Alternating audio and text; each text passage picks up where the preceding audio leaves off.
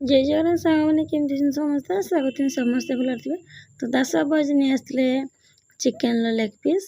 କାହିଁକିନା ମୋ ଝିଅ ଆଜି ଚିକେନ୍ ଖାଇବାକୁ କହିଥିଲା, ସେଥିପାଇଁ ଦାସ ବାବୁ ନେଇ ଆସିଛନ୍ତି ଚିକେନ୍। କାହିଁକିନା ଆମ ଘରେ ଚିକେନ୍ ଆଉ ହୁଏନି, ଯେହେତୁ ଦାସ ବାବୁଙ୍କର ଚିକେନ୍ ପସନ୍ଦ ନୁହେଁ, ତାଙ୍କର ମଟନ୍ ପସନ୍ଦ। ତ ବହୁତ ଦିନ ଚିକେନ୍ ହେଇନଥିଲା, ସେଥିପାଇଁ ଦାସ ବାବୁଙ୍କୁ ସେ ମୋ ଝିଅ ଆଜି କହିଲା ବାପା ଆଜି ଚିକେନ୍ ଆଣିବ। ତ ସେଥିପାଇଁ ସେ ନେଇ ଆସିଥିଲେ ଲେଗ୍ ପିସ୍। କାହିଁକିନା ସବୁ ଲେଗ୍ ପିସ୍ ହେଲେ ଗୋଟିଏ ଖାଆନ୍ତି, ନହେଲେ ଆଉ ଖାଆନ୍ତିନି। ତ ମୁଁ ଫଟାଫଟ ମସଲା କଷି ନେଇଥିଲି। ମସଲା କଷିଲା ପରେ ମୁଁ ସେଥିରେ ଚିକେନ୍ ଦେଇ ଚିକେନ୍କୁ ବି କଷି ନେଇଥିଲି ଭଲ ଭାବରେ।